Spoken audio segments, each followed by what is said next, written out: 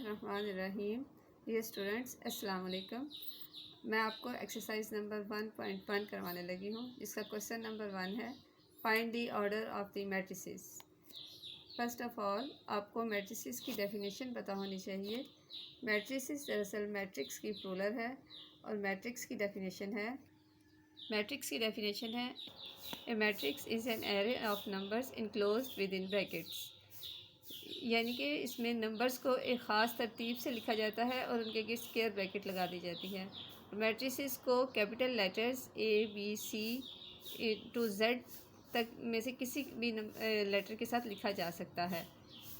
अब इस मैट्रिक्स में जितनी भी एंट्रीज़ हैं, हॉरिजॉन्टल डायरेक्शन में जो एंट्रीज़ होंगी उनको रो कहा जाता है। फॉर एग्ज़ाम्पल आप देख सकते हैं कि नंबर 1 2 3 एक रो बना रहे हैं और 1 0 2 दूसरी रो बना रहे हैं, यानी कि इस मैट्रिक्स में दो रोज़ हैं। और इसी तरह से वर्टिकल डायरेक्शन में एंट्रीज़ जो हैं वो कॉलम बनाती हैं।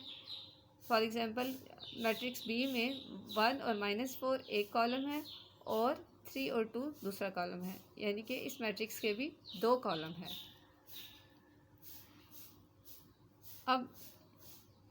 अब आ जाते हैं ऑर्डर की तरफ।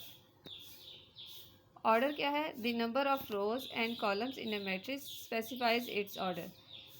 यानी कि नंबर ऑफ रोज और कॉलम किसी भी मैट्रिक्स के आपको बताते हैं उसका ऑर्डर क्या है। और ऑर्डर को अगर फॉर एग्जांपल हमारे पास कोई एग्जांपल मैट्रिक्स एम हो और उसकी रोज हो एम रोज हो और एन कॉलम्स हो, तो मैट्रिक्स एम का ऑर्डर होगा m/n। इसमें कैपिटल एम मैट्रिक्स बता रहा है और स्मॉल एम जो है वो रोज़ की तादाद बता रहा है और स्मॉल एन जो है वो कॉलम्स की तादाद बता रहा है। अब हम क्वेश्चन की तरफ आ जाते हैं। इसमें मैट्रिक्स ए में हॉरिजॉन्टल डायरेक्शन में भी दो एंट्रीज़ हैं और वर्टिकल डायरेक्शन में भी दो एंट्रीज़ हैं, यानी कि इसमें दो रोज़ हैं और दो ही कॉलम्स हैं। लिहाजा number of rows is equal to 2 and number of columns is 2। और इसका ऑर्डर क्या होगा? 2/2। डी मैट्रिक्स में भी दो रोज़ हैं और दो कॉलम्स हैं, क्योंकि हॉरिजॉन्टल डायरेक्शन में दो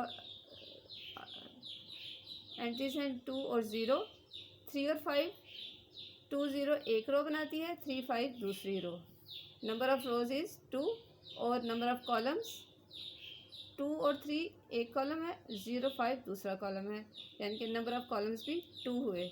लिहाजा इसका ऑर्डर क्या हो गया? ऑर्डर ऑफ मैट्रिक्स बी क्या होगा? m/n फार्मूले के तहत 2/2। नेक्स्ट क्वेश्चन में सी के भी हॉरिजॉन्टल डायरेक्शन में दो एंट्रीज हैं 2 और 4 और ये एक रो बनी। नंबर ऑफ़ रोज इज़ 1 और कॉलम कितने हैं?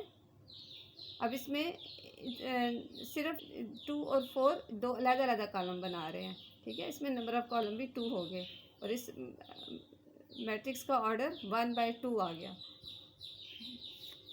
डी मैट्रिक्स में क्या है? नंबर ऑफ़ रोज 3 हैं, 4 0 6, तीनों अलग अलग रोज़ बना रहे हैं।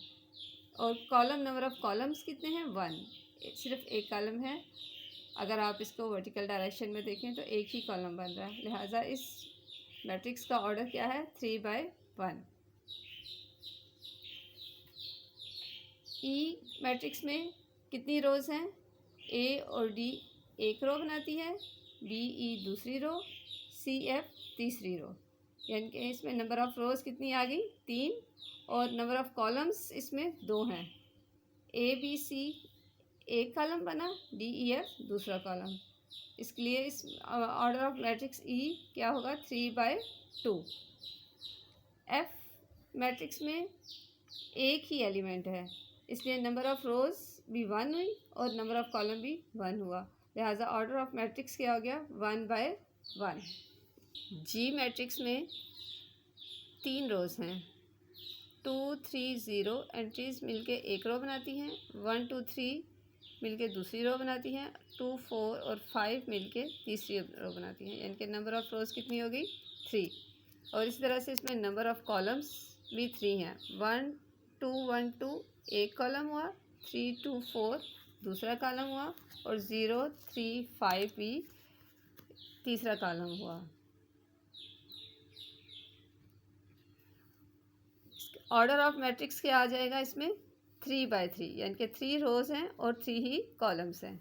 इस तरह मैट्रिक्स एच में कितनी रोज़ हैं 1 2 3 4 मिलके एक रो बना रहे हैं, 1 0 6 मिलके दूसरी रो, और नंबर ऑफ़ रोज़ 2 हो गई और नंबर ऑफ़ कॉलम्स कितने हो गए 1 2 3 3 कॉलम्स हो गए, यानी कि 2 1 एक कॉलम, 3 0 दूसरा, 4 6 तीसरा कॉलम। इसके कॉलम भी कितने हो गए 3। ऑर्डर ऑफ मैट्रिक्स एच हो गया 2/3। ये हमारा फर्स्ट क्वेश्चन था। अब हम क्वेश्चन नंबर 2 की तरफ आते हैं। क्वेश्चन नंबर 2 है which of the following matrices are equal. अब इसमें चंद एक मैट्रिसेस दी हुई हैं जिनको आपने उनमें से आपने देखना है कि कौन कौन सी मैट्रिसेस इक्वल हैं। अब इक्वल मैट्रिक्स किस वक्त होगी अगर ये दो कंडीशंस को फुलफ़िल करे। नंबर 1, दोनों मैट्रिसेस का ऑर्डर सेम हो और इसके अलावा उनकी एंट्रीज भी बिल्कुल सेम हो। फॉर एग्जांपल मैट्रिक्स ए की एंट्रीज 3 है, इसमें उसका ऑर्डर है 1/1, यानी कि इसमें एक रो है और एक कॉलम है। अब बाकी मैट्रिसेस में से हम चेक करते हैं कि उस किसी एक का कोई बिल्कुल इसके इक्वल है या नहीं। अब मैट्रिक्स बी में 2 रोज़ हैं,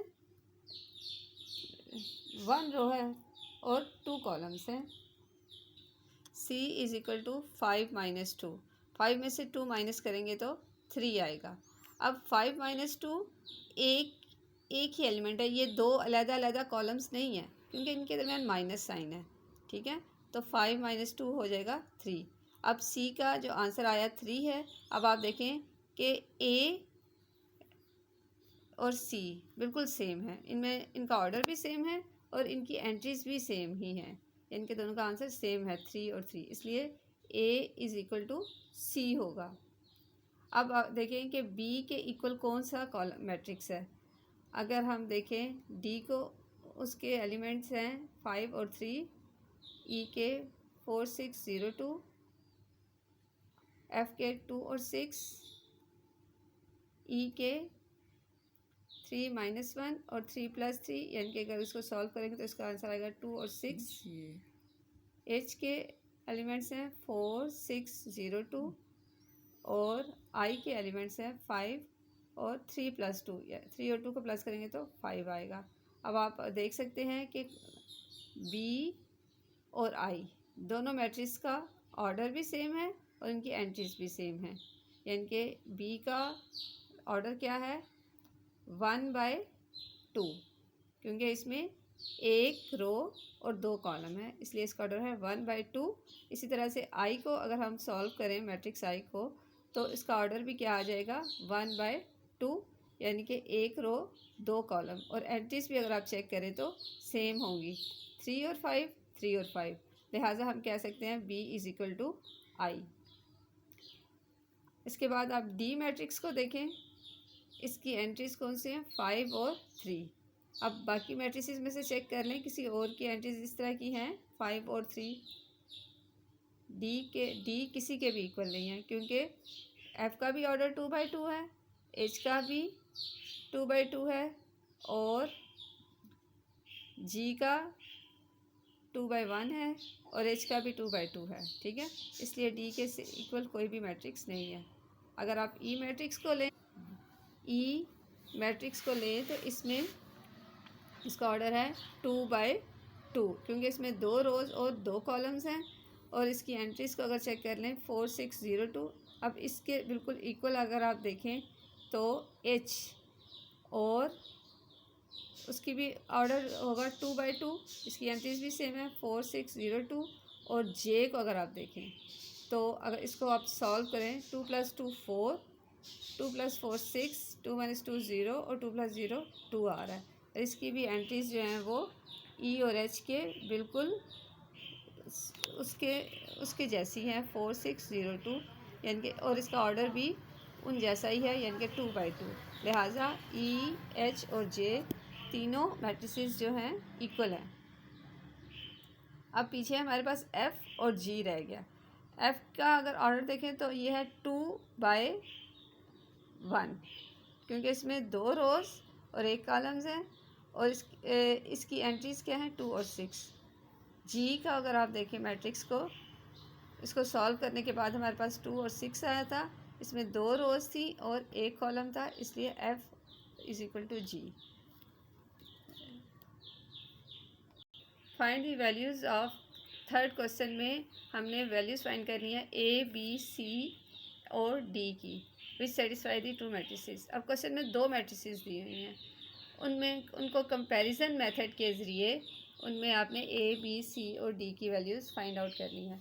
अब 2 मैट्रिसेस अगर बिल्कुल इक्वल हों तो हम उनकी एंट्रीज़ को कंपेयर कर सकते हैं, यानी कि पहली एंट्री जो है मैट्रिक्स की दूसरी मैट्रिक्स की पहली एंट्री के इक्वल होगी, यानी कि A plus C is equal to 0, A plus 2b is equal to -7 और c minus 1 is equal to 3, 4d minus 6 is equal to 2d। इस तरह से हमारे पास 3 इक्वेशंस बन जाएंगी। अब पहली में को इक्वेशन को अगर आप सॉल्व करें तो a की वैल्यू अगर आप इसमें से निकाल सकते हैं, a प्लस सी 0 के इक्वल है। अब a को इधर लेफ़्ट साइड पर रहने दें और राइट को इक्वल के निशान के दूसरी साइड पे ले जाए, तो a आ जाएगा -c। Equation number next c minus 1 is equal to 3 के इक्वल है। अब c की वैल्यू इसमें से हम निकाल सकते हैं, 1 उधर चला गया तो 3 + 1 और इसका आंसर क्या आ गया 4। अब c की ये वैल्यू जो आई है वो आप इक्वेशन नंबर 1 में पुट कर सकते हैं, तो इससे आपको a की वैल्यू मिल जाएगी। a is equal to c की जगह 4 लिख दें तो a की वैल्यू क्या आ जाएगी -4। आप इसे स्टेटमेंट भी लिख लें, putting the value of c in equation number 1। अब a की जो वैल्यू निकली है उसको आप इक्वेशन नंबर 2 में रखें तो आपके पास b की वैल्यू निकल आएगी। Putting the value of a in equation number 2, a की जगह -4 लिखेंगे plus 2b is equal to -7। 2b की वैल्यू क्या आएगी -7 + 4 यानी कि -3, और b को सिर्फ b की वैल्यू फाइंड करनी है, इसलिए 2 इसके साथ जो मल्टीप्लाई होगा दूसरी तरफ जाके डिवाइड हो रहा है, 3/2 आ जाएगा और इसको हम डिवाइड करके देखेंगे तो -1.5 b की वैल्यू आ जाएगी। इसी तरह से आप इक्वेशन नंबर 4 को भी सॉल्व कर सकते हैं। ये क्या है 4d - 6 is equal to 2d। अब इसमें लेफ़्ट और राइट साइड दोनों साइड पे वेरिएबल सेम है, यानी कि 4d और 2d दोनों की साइड 2d है। अब 2d लेफ़्ट साइड पर आ जाएगा और 4d - 2d is equal to 6। Constant value जो है उसको इक्वल के निशान के दूसरी तरफ ले जाएंगे, 4 में से 2 माइनस करेंगे तो 2 आ जाएगा। 2d is equal to 6। d के लिए हम फाइंड करने के लिए 2 को दूसरे जगह डिवाइड कर देंगे, d की वैल्यू आ जाएगी, d का आंसर आ जाएगा 3। इस तरह से हमने a, b, c और d चारों वेरिएबल्स की वैल्यू फाइंड कर ली है, जो हमारी रिक्वायर्ड स्टेटमेंट थी। उम्मीद है कि आपको ये एक्सरसाइज अच्छी तरह समझ आ गई होगी। अब आपको हमारा चैनल पसंद आए तो आप हमारे चैनल को लाइक करें, सब्सक्राइब करें और शेयर करें। Thank you.